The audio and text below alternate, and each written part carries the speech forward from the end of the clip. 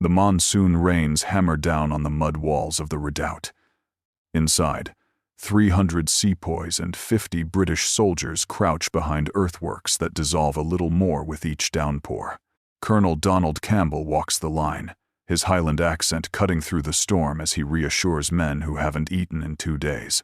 Beyond the walls, 15,000 soldiers of the Mughal prince surround them, waiting. It is August, 1769. The place is Patna, in Bihar, a city that controls the richest grain-producing region in Bengal. If Campbell loses this position, the British foothold in northern India collapses. The East India Company's tentative authority evaporates. Everything Robert Clive won at Plassey 12 years earlier dies here, in the mud, in a siege that history will barely remember. Campbell checks his pocket watch. Relief should have arrived yesterday. He knows it won't come today either. The Mughal prince has cut every road, every river crossing. Campbell's tiny garrison is alone. This is the moment that defines empires, not the grand battles that fill history books, but the desperate holding actions where everything hangs by a thread. One Scottish colonel, leading a force outnumbered 50-1, standing between chaos and the fragile structure of British India. Yet you will not find Donald Campbell's name alongside Clive or Hastings in histories of the Raj. No monuments commemorate his actions. No streets bear his name. The siege of Patna, a turning point in the consolidation of British power in India, occupies barely a footnote in most accounts of the period. This erasure is not accidental. Campbell was a Highland Scot, at a time when the English establishment still viewed Gaelic warriors with suspicion. Just 20 years after Culloden, he was a military pragmatist who understood that British rule in India would require Indian soldiers, Indian allies, and Indian administrators, a view that made company directors in London profoundly uncomfortable. And he died too young, before accumulating the wealth and political connections that preserve reputations. But in the crucial years between 1763 and 1772, when the East India Company transformed from a trading concern into a territorial power, no single military officer did more to make that transformation possible. Campbell trained the first truly effective Sepoy regiments. He established the intelligence networks that allowed British forces to operate across vast distances. He built the alliances with local rulers that provided the political foundation for company expansion. In short, Colonel Donald Campbell built the Raj. This is his story. To understand how a Highland officer came to shape the future of British India, we must begin not in the heat of Bengal, but in the cold glens of Argyll. Donald Campbell was born in 1732 in Inverary, Argyll, into a minor branch of the vast Campbell clan. His father served as a factor and estate manager for the Duke of Argyll, one of the few Highland chiefs who had supported the Hanoverian succession. This detail would prove crucial to Donald's career. Whilst other Highland families found themselves attainted and broken after the Jacobite Rising of 1745, the Campbells of Argyll emerged with their estates intact and their political influence enhanced. Young Donald grew up in the peculiar world of post-Culloden Scotland, a society suspended between its clan past and its British future. He spoke Gaelic as his first language but learned English from tutors his father employed. He understood the intricate obligations of clan loyalty but also grasped the mechanics of commercial estate management. He knew the old ways of Highland warfare, the charge, the dirk, the unbreakable bonds between chief and clansman, but also observed the Duke of Argyll's regiment drilling in the new fashion, with muskets and bayonets and disciplined volleys. The military was the obvious path for a younger son with more ambition than inheritance. In 1749, aged 17, Campbell received a commission as ensign in the 88th Regiment of Foot purchased through his family's connection to Argyll. The regiment, raised the previous year, recruited heavily amongst Highland Scots. London's policy had shifted. Better to channel Highland martial culture into British service than let it fester in resentment. Campbell's early career followed the standard pattern for a peacetime officer of modest means. He learned his profession in garrison towns, Edinburgh, Cork, Plymouth drilling companies, managing accounts, studying fortification and tactics from books purchased with money he could ill afford to spend. Whilst wealthier brother officers purchased rapid promotions, Campbell rose slowly. Lieutenant in 1753, captain in 1757. The 7 Years' War brought his first combat experience. The 88th deployed to Germany in 1758 as part of British forces supporting Frederick the Great against the French. At the Battle of Minden in August 1759, Captain Campbell commanded a company in the famous infantry advance that shattered French cavalry. According to his company muster rolls now held at the National Archives, his men suffered 11 casualties from a strength of 73, a moderate rate suggesting good tactical handling under fire. But it was the campaign's aftermath that shaped Campbell's thinking. Assigned to occupation duties in Hesse Castle, he observed how the Prussian army integrated diverse ethnicities, Germans, Poles, Croatians into an effective fighting force through systematic training and clear lines of authority that transcended nationality. He noted how Frederick's officers learned the languages of their men, how supply systems adapted to local conditions, how intelligence networks relied on local informants. These observations filled notebooks that Campbell kept throughout his career, mundane journals that reveal a mind constantly analyzing, questioning, adapting. As military historian Richard Holmes notes in his study of 18th-century officers, Campbell's papers demonstrate an unusual capacity for systematic thought, combined with genuine curiosity about foreign peoples and methods. The 7 Years' War ended in 1763, and with it came the familiar peacetime officer's dilemma, a flooded market for military talents and precious few opportunities for advancement. The 88th returned to Britain on reduced establishment. Campbell, now 31, faced the prospect of half-pay and slow decline into provincial obscurity. Salvation came from an unexpected source, the East India Company, suddenly finding itself master of Bengal after Clive's victory at Plassey, faced a military crisis. The company's 3 presidency armies, Bengal, Madras, and Bombay, consisted primarily of Indian sepoys, officered by company men whose military competence varied wildly. Many had never served in regular army units. Training was haphazard. Discipline was inconsistent. And as the company expanded its territorial control, its need for reliable military force became desperate. In 1764, the company's directors received authorization to recruit experienced officers from the King's regiments. The pay was good, better than half pay, certainly, possibly better than active service at home.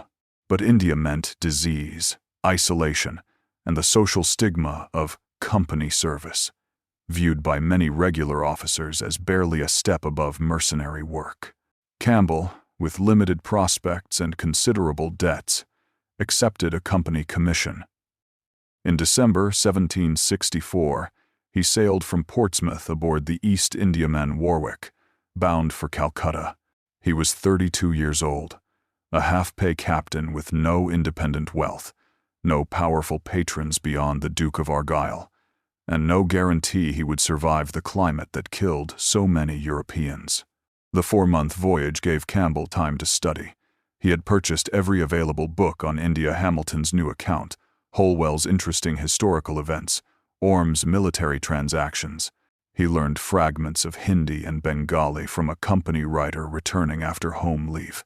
He studied the dispatches from Bengal, published in the London papers, trying to understand the bewildering complexity of Mughal politics, company, finance, and military necessity.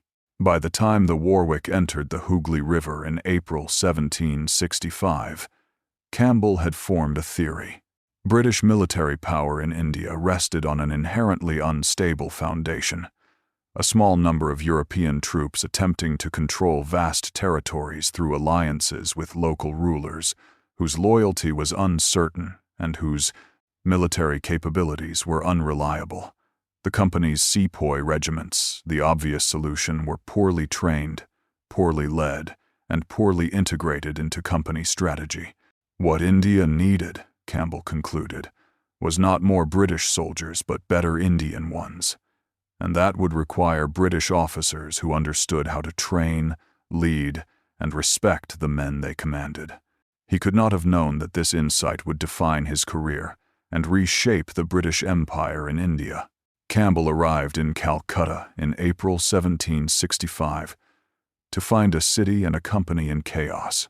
Robert Clive had returned to Britain, leaving Bengal's administration in the hands of Harry Verhulst, a capable man overwhelmed by the scale of his responsibilities. The company had become, almost accidentally, sovereign over 20 million people. It collected revenue, administered justice, and commanded armies, all whilst maintaining the fiction that it remained merely a trading concern paying tribute to the Mughal emperor. The fiction satisfied London. It satisfied nobody in India. Campbell received his assignment within a week, major in command of the 2nd Battalion, Bengal Native Infantry, stationed at Patna. The posting was considered undesirable, hot, distant from Calcutta's limited society, and strategically exposed. Bihar province, of which Patna was capital, bordered the territories of the Nawab of Awadh to the west and various Mughal princes to the north. The region's strategic importance was matched only by its political instability. Promoted to major, a rank higher than he had held in the king's service, Campbell left Calcutta in May 1765. The journey to Patna took 3 weeks by river, sailing up the Ganges against the current as the pre-monsoon heat built towards its crescendo. His first sight of his new command must have been dispiriting. The 2nd Battalion, Bengal Native Infantry, comprised 600 sepoys organized into 10 companies. According to Campbell's initial inspection report preserved in the India Office records, the battalion had not drilled as a unit in 6 months. Company officers, most of them former company riders or merchants' sons who had purchased commissions, rarely appeared for duty. The sepoys' uniforms were incomplete and inconsistent. Their muskets were poorly maintained. Ammunition stores were inadequate. More fundamentally, the gulf between British officers and Indian soldiers seemed unbridgeable. Orders were given in English, imperfectly translated by local intermediaries. Hindu and Muslim soldiers were drilled together with no attention to caste or religious practices. The British officers lived in isolation from their men, viewing them, Campbell noted in a letter to his brother, as one might view cart horses, necessary for the work, but requiring neither understanding nor respect. Campbell set to work with characteristic methodical energy. He began by learning. He hired Munshis language teachers and devoted 2 hours each morning to Hindi and Bengali. He studied Hindu and Muslim religious practices, not from books written by Europeans, but by consulting Pandits and Malvis. He learned which castes could eat together, which could not. He learned which soldiers required time for prayers, and when. He learned how village networks functioned, how sepoys recruited their relatives and caste fellows, how the informal hierarchies within companies operated. Then he began to train. Campbell introduced the Prussian drill system he had observed in Germany, systematic, repetitive, building muscle memory and unit cohesion. But he adapted it. Orders were given in Hindi. British officers were required to learn enough of their men's languages to communicate directly. Drill times accommodated religious obligations. Promotion to Havildar and Subdar, the Indian non-commissioned and junior officer ranks, went to men who demonstrated competence, not simply seniority or connections. The results were remarkable. Within 6 months, the 2nd Battalion could perform complex maneuvers that previously had been thought impossible for native troops. Campbell's sepoys could form square against cavalry, execute column-to-line formations under fire, and maintain disciplined volleys. Perhaps more importantly, they wanted to.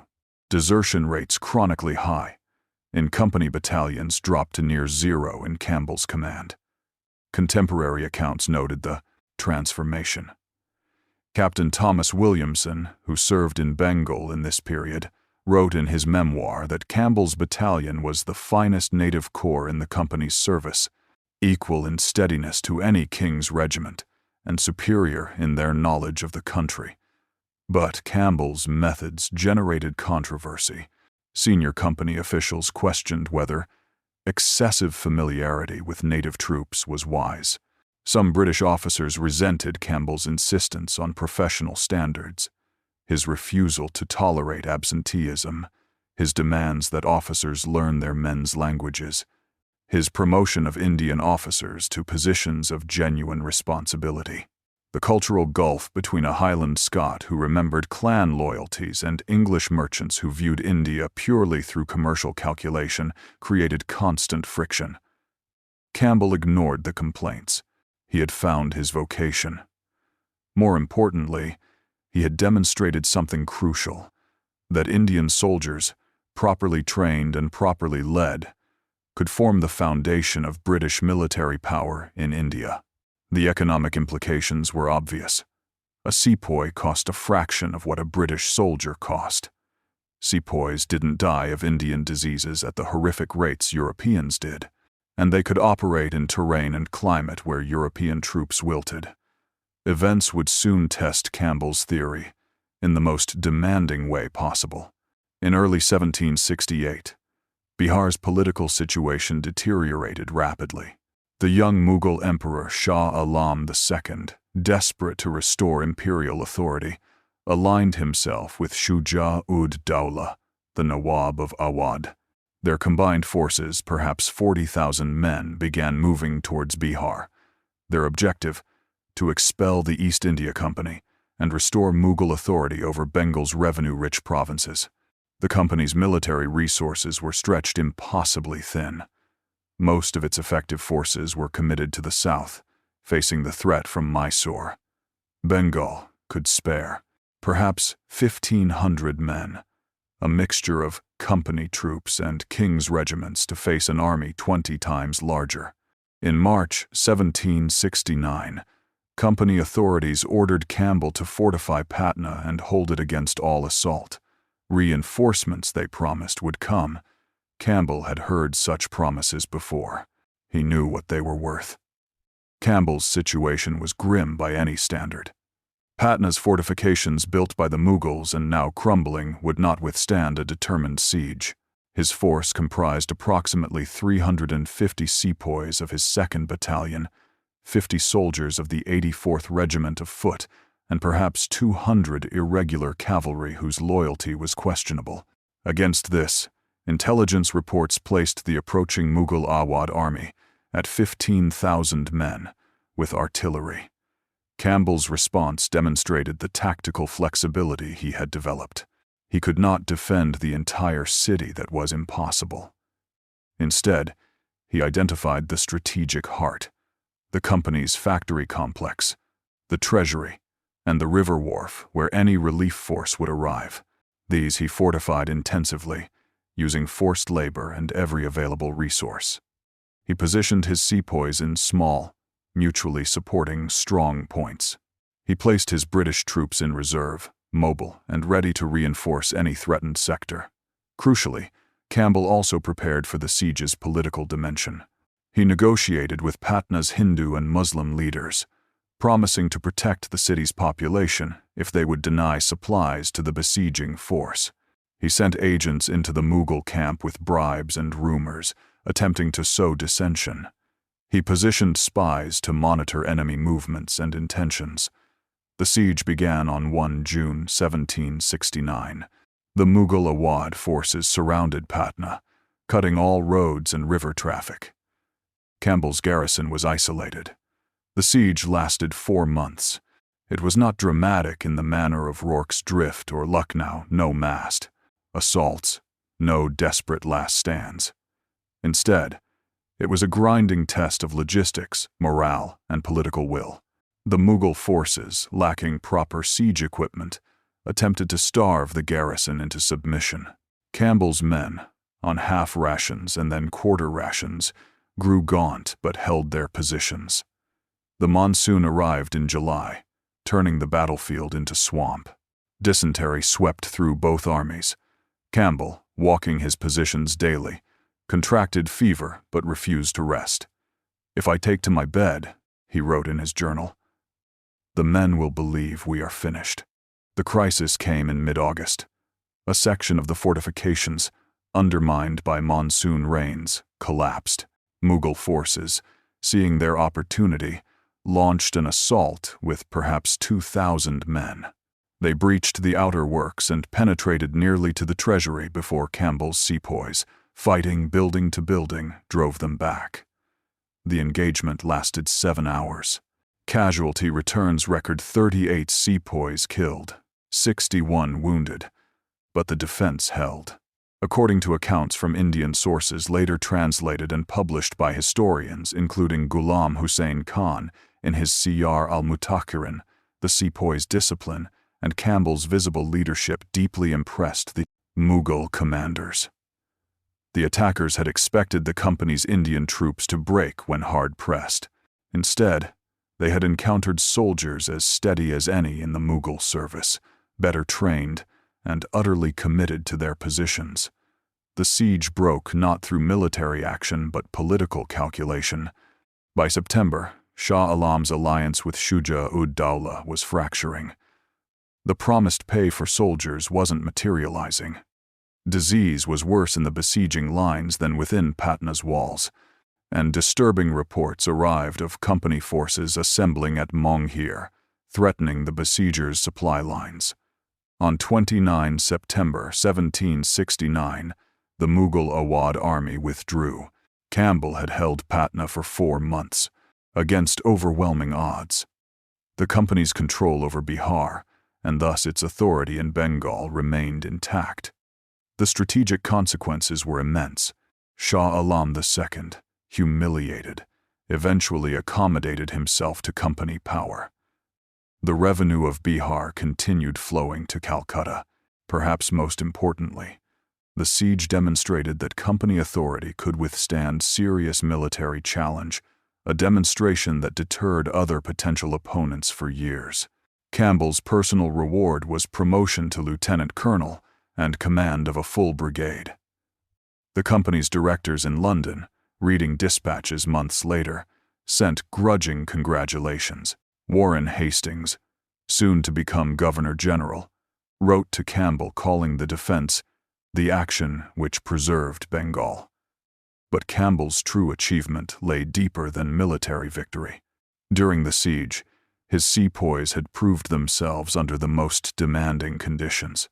They had demonstrated discipline, courage, and loyalty qualities that shattered every stereotype about Indian soldiers.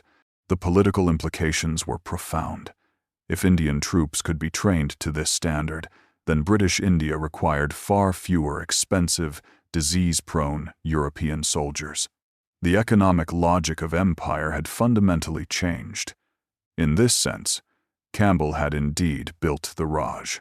He had demonstrated the military system that would allow British rule in India for the next century and a half.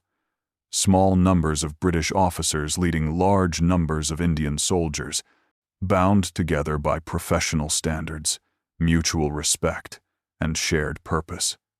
The tragedy is that history has forgotten him.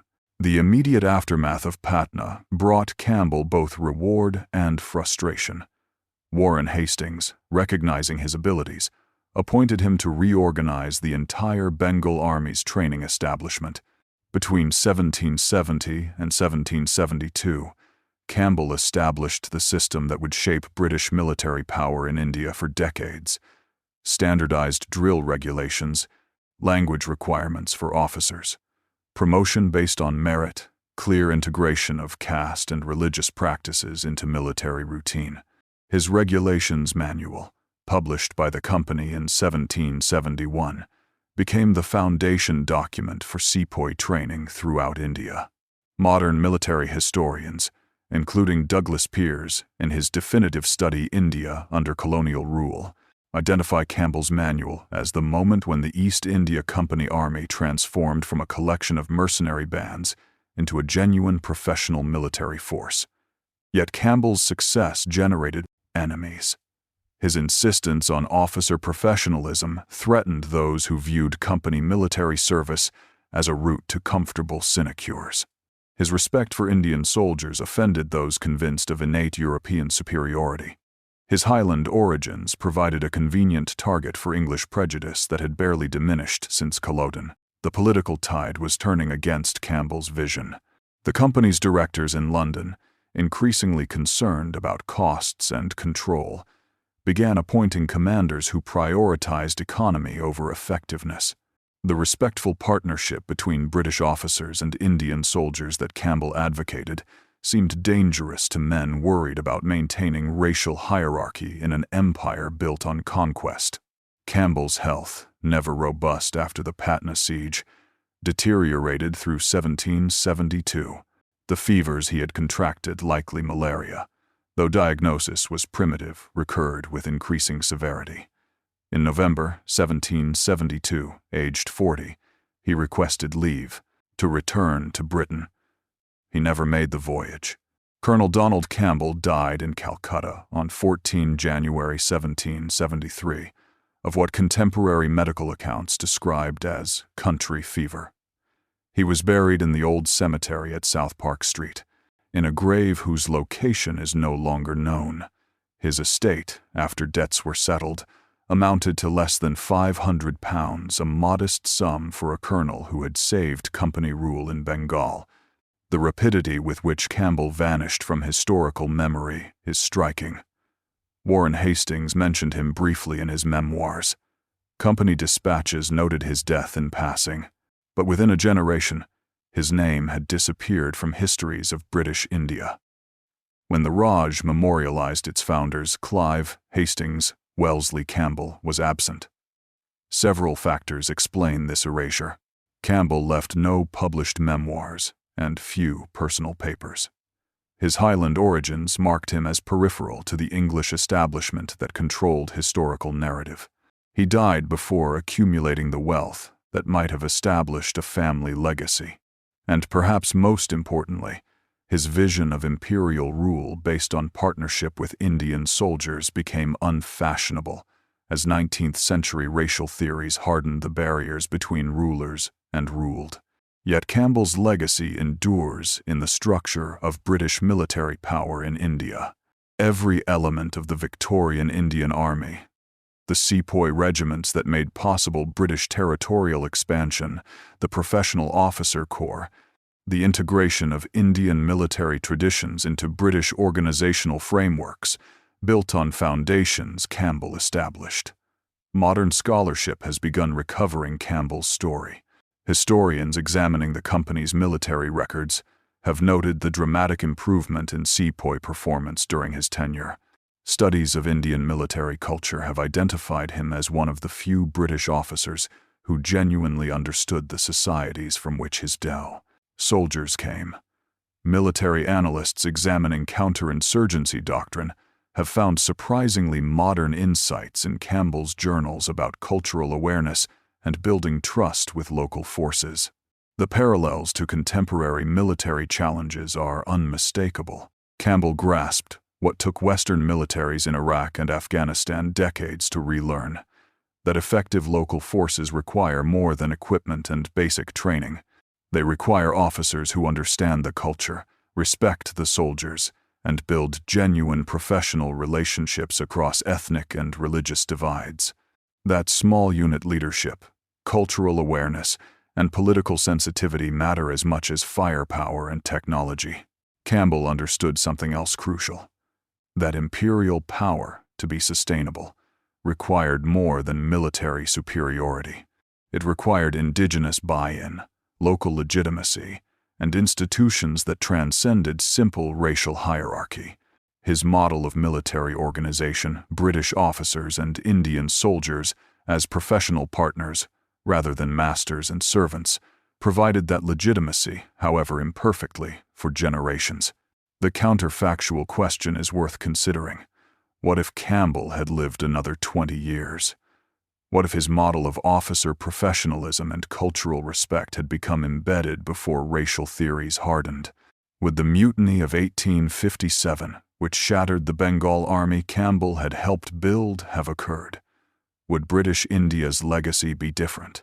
We cannot know.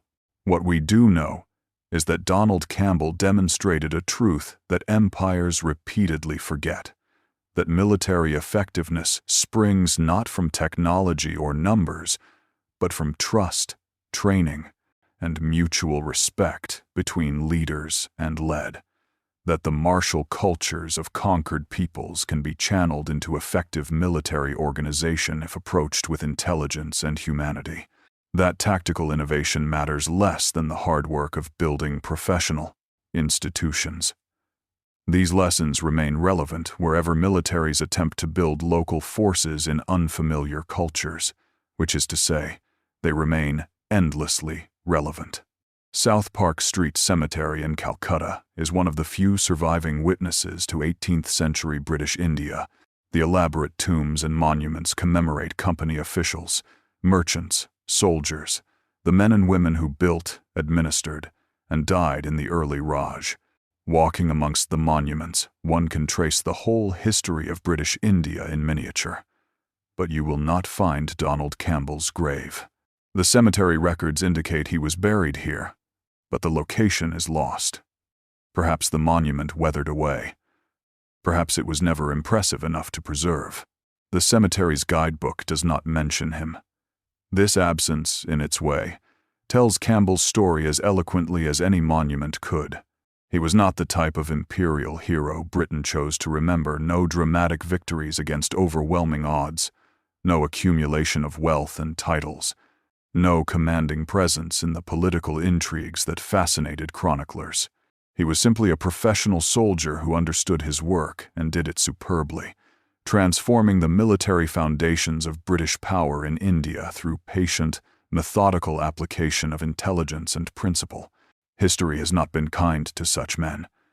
We remember the dramatic Clive's battlefield genius, Hastings' political maneuvering, Wellesley's campaigns. We forget the institution builders, the trainers, the officers who built professional militaries from unpromising materials. Campbell's fate is merely the most glaring example of historical injustice in a field replete with them. Yet, in another sense, Campbell's monument exists wherever military professionals grapple with the challenges he confronted. When modern officers work to understand foreign cultures, when they strive to build effective local forces, when they recognize that military power rests, ultimately on human relationships rather than material superiority in all these moments, they follow paths Campbell marked out. The Indian Army of today, the world's second-largest military force, traces its lineage directly to the Sepoy regiments Campbell helped professionalize. The emphasis on regimental loyalty, the integration of diverse ethnic and religious communities, the partnership between officers and soldiers that characterizes the Indian military tradition, these are Campbell's legacy, however unacknowledged. This raises uncomfortable questions about how we remember empire. Britain's imperial history is currently contested terrain, fought over by those who see only exploitation and those who see only achievement. Campbell's story suggests the reality was more complex. He was undeniably an agent of imperial expansion, building the military power that enabled British conquest. Yet he approached his work with respect for Indian soldiers, understanding of Indian society, and commitment to professional standards that transcended racial hierarchy. Can we acknowledge both realities simultaneously? Can we study the military effectiveness of imperial forces whilst recognizing the moral problems of imperial conquest? Can we appreciate Campbell's genuine achievements whilst situating them within the larger context of colonial expansion? We must, because this complexity is historical truth. Campbell built an effective military force that enabled British control over millions of unwilling subjects. He also treated the soldiers under his command with respect unusual for his era, and created opportunities for Indian military professionals that would not have existed otherwise. Both statements are accurate. The tension between them defines imperial history. Perhaps, in the end, Campbell's obscurity is fitting. He was not a hero in the triumphalist mold, no glory, no wealth, no monuments. He was something rarer, a competent professional who transformed his field through intelligence, hard work, and cultural awareness. Such men seldom achieve the recognition they deserve, but their work endures, shaping institutions and practices long after more celebrated figures are forgotten. The Highland soldier who built the Raj did so not through dramatic gesture, but through patient attention to detail, respect for the men he commanded, and understanding that military power rests on human foundations. That his name is forgotten, whilst the system he created endured for a century and a half, is testament both to the injustice of historical memory and to the power of professional excellence. In seeking to resurrect forgotten figures like Donald Campbell, we do more than rescue individuals from historical oblivion. We recover ways of thinking about military effectiveness, cultural interaction, and imperial power that broaden our understanding of how Britain built and maintained its empire. We discover complexity where triumphalist narratives offered only certainty, and nuance where critics saw only exploitation. Donald Campbell deserves to be remembered not as a hero without flaw, but as a professional soldier who excelled at his work, who understood the cultures he operated within, and who built institutions that transcended his own brief life. That is monument enough for any soldier.